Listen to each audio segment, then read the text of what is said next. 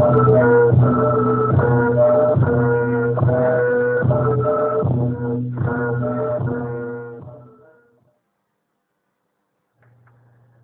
India Radio Imphal medium wave meters athum somli point khat kilohertz zya som galani le FM megahertz zale thum point nga apan hong ki pang kya paite program ahi tuni in sak la khom sim na le SC no apan latwa le ngat na inei dingo tui namasateni SC no apan tuita e kawang khwa si la ngai dingo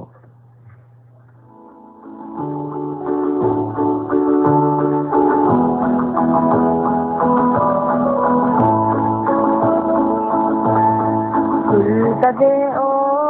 ka bang kholian ya le tang lung suam lam tang kai na atang amual tulpa ning bom ta e wal ngai pai ma sa che to tulta ka bang kwanwa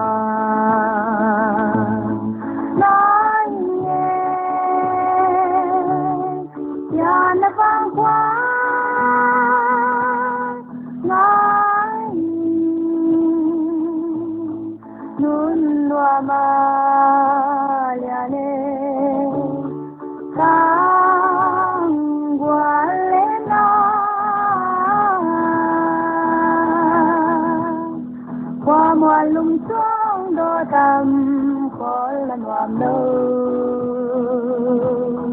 cùl ta sao nuam đô tâm tô đại tâm cùl pan kai ta sol kati hong tang thang ban cho la qua moal hong ta ne te lung ba bang bo liên quang soi nhà lệ tang lam tang cây đa đại đầm tăng tai ô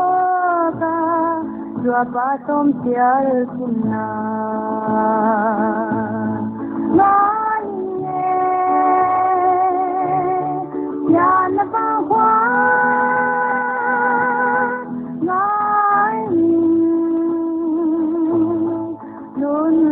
Malale tang gwale na qua malum xuống đô tâm khol lan wam no tulta sao nuam đô tâm to đại tâm tulpan kai ta vàng palin lian na tul tamay mo sal mang ka buai sin thì tuan nai lo ngai bung bung ning bun mo liam sa de tul ta e ba bang kwa to tul ta sul hei non lo nói nghe ya na vang qua nói nun loa ma ya le tang qua le na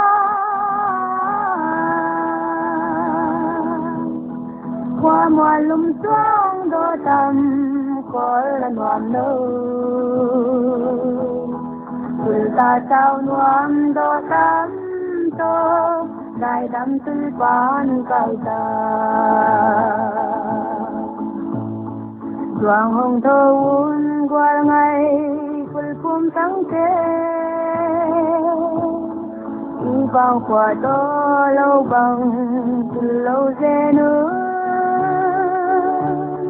nhưng lại khát đi tê bằng dư non về đi nhưng lẽ ai miền này yang tôi vang qua nuam lâu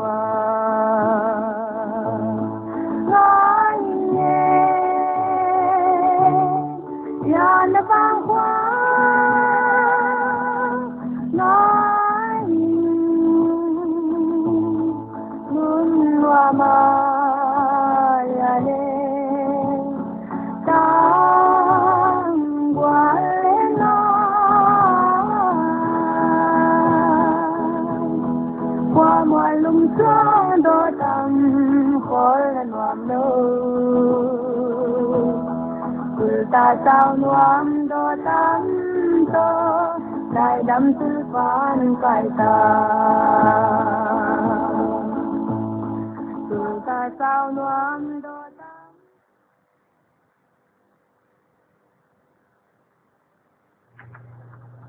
All India Radio Imphal thakak lakhom asim tu nen deng moi guite Chennai apan Shramik Trena Hongpai Manipur mi sangkhat zakhat somli te zanin Jiribam Railway Station Hongtung Tau hi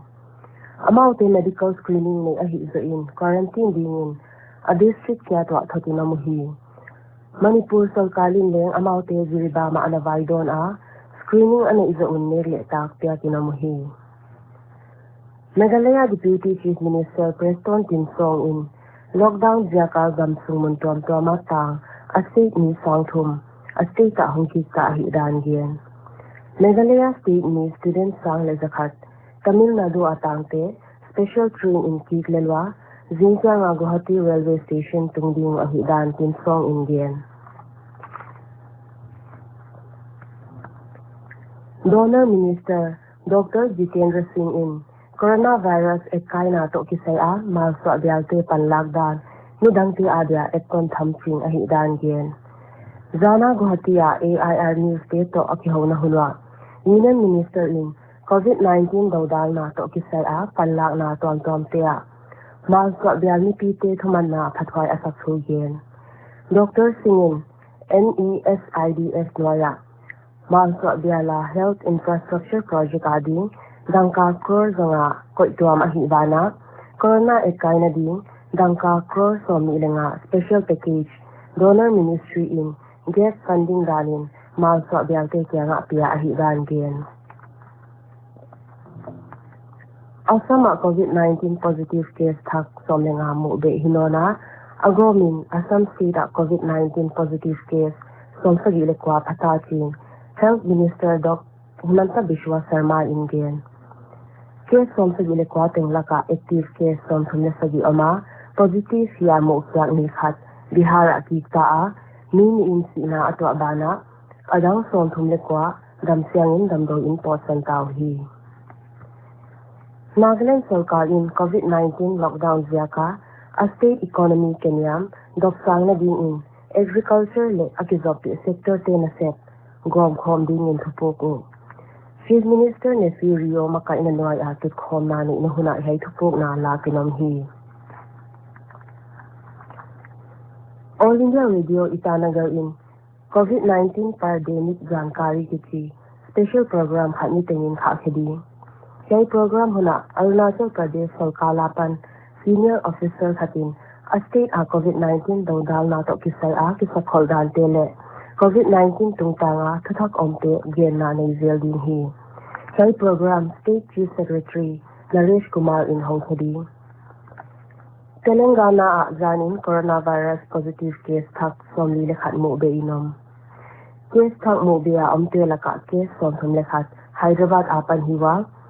Case som dangte ahile gamdang apan hongpai migrant workers te hi. Tua tingso agomin Telangana state a COVID-19 positive case omza sangkhat zathum somguk lesagi phata Sarkalin Atmanirbhar Bharat Yojana noi a package masapen pangkya a paisa sapnon ni in Prime Minister Narendra Modi in India gam ama apitaw del gam hida bolding le Atmanirbhar Bharat Yojana anapang satahi Zana tuthak saite to kimukhom na huna Finance Minister Nirmala Sitharaman in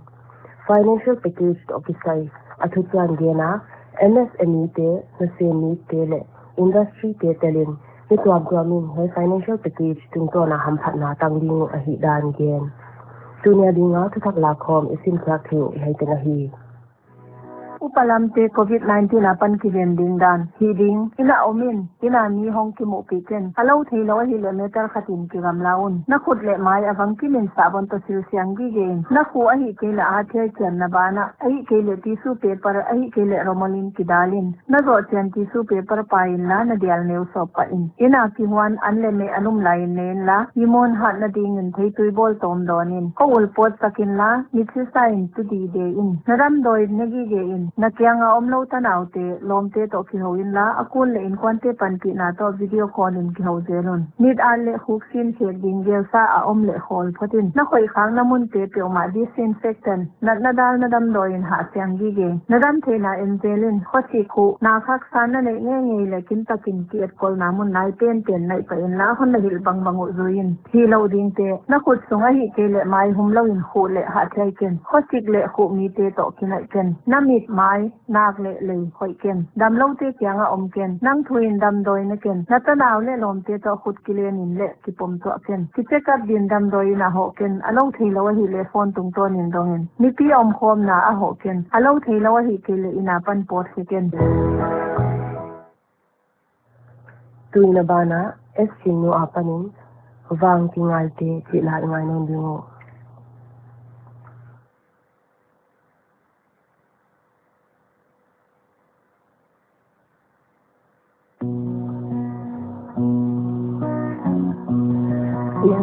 lấy na khan chial bang liani lấy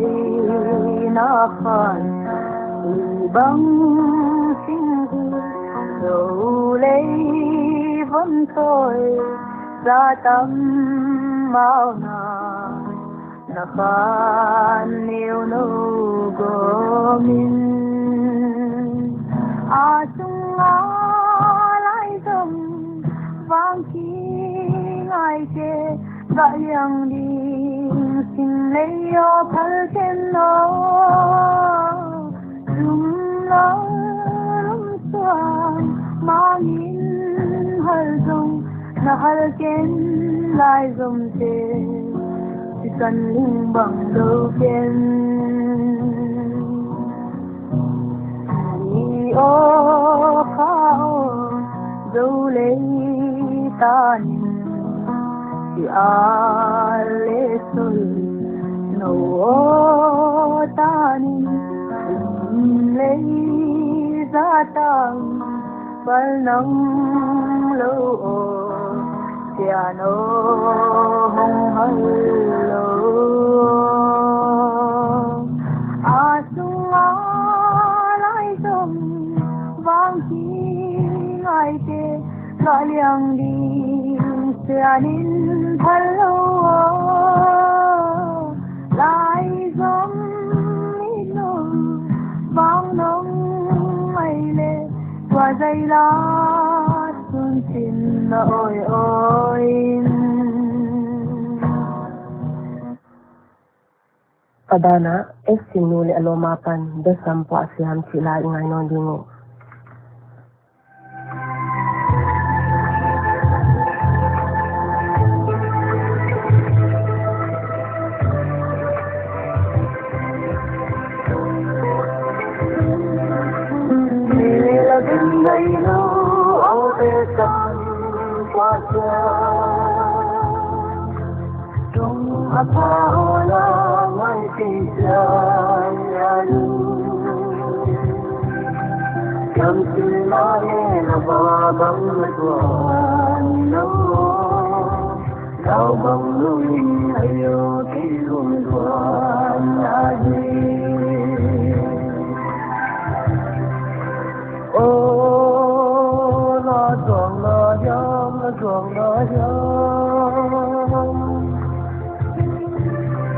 Đoàn lầu đình nắng song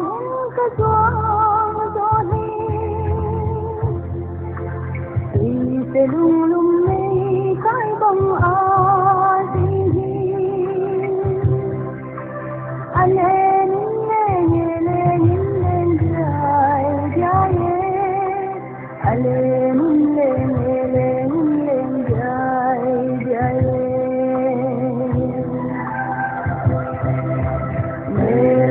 ngày lũ ô đê sông qua xa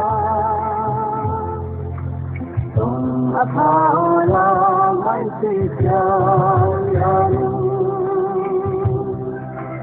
chấm tin la ne la ba bang la tuan no lao bang lung ayo tin tuan adi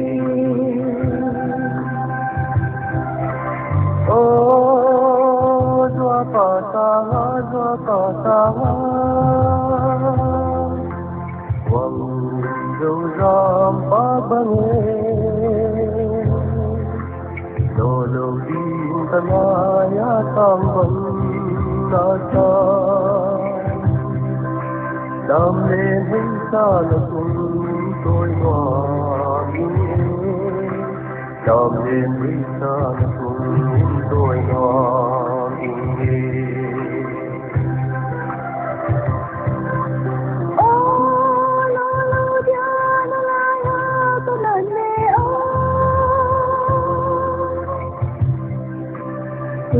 le gua sin thu phang ka ho lai na tua na sin thu nei ka ni si lung nei bang si na chen na di ngai yo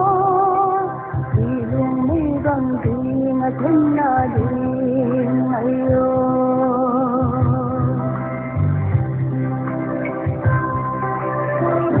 la day nay lo ore sam qua xa tung Imphal la mai si chang ya chấm tin la ne la ba bang la tuan no lao bang lung ayo tin lung tuan adi la day nay lo ore sam qua xa tung Imphal la mai si chang ya chấm tin la ne la ba bang la tuan no lao bang lung ayo tin lung tuan adi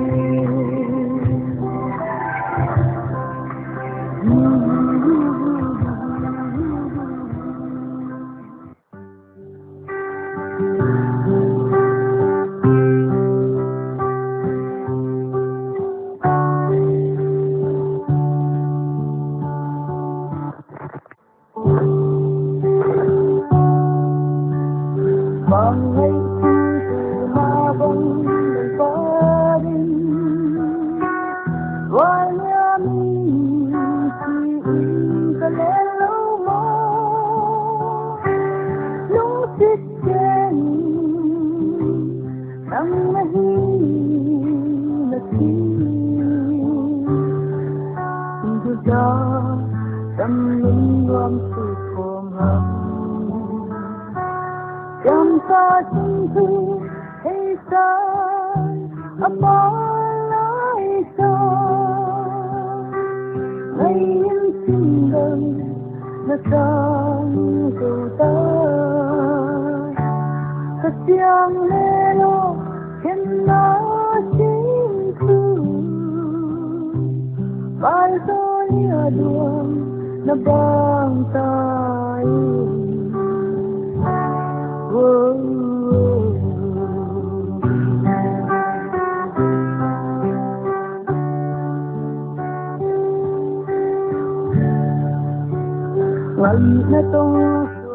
Dunia dinga esting no apal la tualeng inga thiu hay tenga hita All India Radio Imphal ving siangin thak la khom sin na le sai se tu ten phatna lan hom tel khom tel ngai na nei dingo tuni tak lam dak li minute som li jin to kitani ihun abita mun si a paite program ngai teng teng om noam le mang pha